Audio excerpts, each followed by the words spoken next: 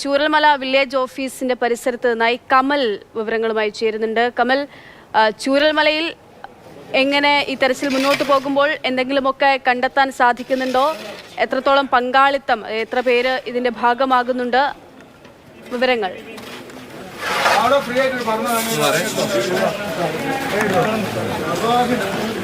അക്ഷയ, വലിയ രീതിയിൽ സന്നദ്ധ പ്രവർത്തകരുടെ പങ്കാളിത്തമുണ്ട്. തെരച്ചിൽ ഏതാണ്ട് ആ പ്രദേശത്തെ തെരച്ചിൽ അവസാനിച്ചു. അവിടെ ഒരുപാട് ദിവസം ഒരുപാട് ആളുകളും യന്ത്രങ്ങളും ഒക്കെ തെരഞ്ഞതാണ്. അതുകൊണ്ട് തന്നെ ഇവരിപ്പോൾ ഒരു വീട് വൃത്തിയാക്കുന്ന പ്രവൃത്തിയിലേക്ക് കടന്നിരിക്കുകയാണ്. വില്ലേജ് ഓഫീസ് പരിസരത്തെ രാജേട്ടന്റെ വീടാണ്. വീട് മുഴുവൻ ചെളിയാണ്. രാജേട്ടനും മകനും ഒക്കെ നമ്മളോടൊപ്പം ഉണ്ട്. നിങ്ങൾ അന്ന് രാത്രി ഇവിടുന്ന് പോയതാണോ? അതെ, ഞാനിവിടെ അല്ലായിരുന്നു, കോഴിക്കോടായിരുന്നു. അച്ഛനും അമ്മയും അച്ഛമ്മയാണ് ഇവിടെ ഉണ്ടായിരുന്നത്. അപ്പോൾ അവർ 7 മണിയായി കഴിഞ്ഞപ്പം ഒരു സംശയം തോന്നിയിട്ട് അവർ മാറി നിന്നതാണ്. ഇവിടെ 2019 വെള്ളം കയറിയിട്ടുണ്ടായിരുന്നു ചെറുതായിട്ട്, നമ്മുടെ പുത്തുമല പൊട്ടിയത്.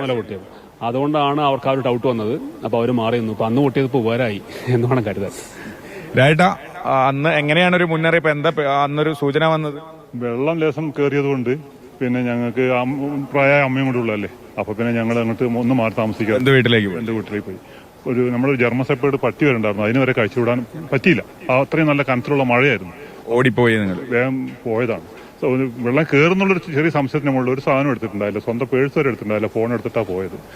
എന്നിട്ട് ഞങ്ങൾ പിറ്റേ ദിവസം വന്ന് നോക്കുമ്പോൾ ഇവിടെ കള്ളം കയറിയിട്ടുണ്ടായിരുന്നു. കള്ളനും കയറി വീട്ടില്. അരപ്പവന്റെ മോതിരവും 10,000 ഉറുപ്പ്യയും അത് കൊണ്ടുപോയി. എന്തായാലും ജീവൻ രക്ഷപ്പെട്ടല്ലോ. ഒരു കുഴപ്പമില്ലാതെ നമുക്ക് ജീവൻ കിട്ടിയല്ലോ എന്നുള്ള സന്തോഷത്തിലാണുള്ളത്. വീടിന്റെ അകത്തൊക്കെ എന്താ സ്ഥിതി? ഇപ്പൊ എന്താ ഇവര് ക്ലീൻ ചെയ്തുകൊണ്ടിരിക്കുകയാണ്. ഒരടി ചളി കിടക്കുന്നുണ്ട് വീട്ടിനകത്ത്. നമുക്ക് അങ്ങോട്ടൊന്ന് പോയോക്കാം. ജോയ് വാ, ഇവരെന്താ ചെയ്യുന്നുള്ള ഫ്രണ്ട്. അക്ഷയ, ഇതാ ബാത്റൂമിൽ നിന്നൊക്കെ ചളി കോരി മാറ്റുകയാണ് സന്നദ്ധ പ്രവർത്തകർ. അടുക്കള ഭാഗമാണ്. അടുക്കളയിൽ നിന്നാണ് ചളി കോരി മാറ്റുന്നത്. വിവിധ ഭാഗങ്ങളിൽ നിന്നുള്ള സാന്ത്വനത്തിന്റെയും മറ്റ് സംഘടനകളുടെയും ഒക്കെ സന്നദ്ധ പ്രവർത്തകരുണ്ട്. അവരിന്ന് ജനകീയ തെരച്ചിലിന് എത്തിയവരാണ്. അപ്പോൾ ഈ ഭാഗത്ത് അത്രയധികം തെരച്ചിലിനുള്ള ഒരു ഇനി സാധ്യതയില്ല. അതുകൊണ്ട് തന്നെ അവർ ഈ രാജേട്ടന്റെ വീട് വൃത്തിയാക്കുന്ന ഒരു പ്രവൃത്തിയിലേക്ക് മാറിയതാണ്. അദ്ദേഹം ഇന്നലെ തൊട്ട് ഞാൻ രാജേട്ടനെ ഇവിടെ കാണുന്നുണ്ട്. അദ്ദേഹത്തിന് പക്ഷേ വീട്ടിനകത്തേക്ക് കയറാൻ പറ്റുന്നില്ല. സ്വന്തമായി ഒന്നും ചെയ്യാത്ത അവസ്ഥയിലായിരുന്നു. ആ സമയത്താണ് ഈ സന്നദ്ധ പ്രവർത്തകരുടെ ഒരു സേവനം കിട്ടിയത്. നിങ്ങൾ എവിടുന്നാ? ഞങ്ങൾ വടകര ഭാഗത്തുള്ള SYS പ്രവർത്തകർ അടക്കം വിവിധ സോണുകളിലെ നൂറുകണക്കിന് SYS പ്രവർത്തകർ ഇപ്പം ഈ ചൂരൽമലയും മുണ്ടക്കയിലുമായിട്ട് വർക്ക് ചെയ്തുകൊണ്ടിരിക്കുകയാണ്. ഇപ്പോൾ ഞങ്ങൾ ആദ്യം വില്ലേജ് പരിസരമൊക്കെ സെർച്ച് ചെയ്തിട്ട് കുറെ ആള് ഇപ്പോഴും സെർച്ച് ചെയ്യുന്നുണ്ട്. കൊടകലുള്ള SSFന്റെ പ്രവർത്തകന്മാരൊക്കെ ഇപ്പോൾ ഉണ്ട്. ഞങ്ങളിപ്പം ഈ ഇത്തരം വീടുകൾ ക്ലീനാക്കുന്ന ഒരു പരിപാടിയിലേക്ക് കടന്നിരിക്കുകയാണ്.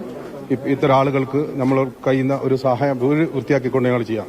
വടകരയിൽ നിന്ന് SYS പ്രവർത്തകരടക്കമാണ് ഈ പരിപാടി ചെയ്യുന്നത്.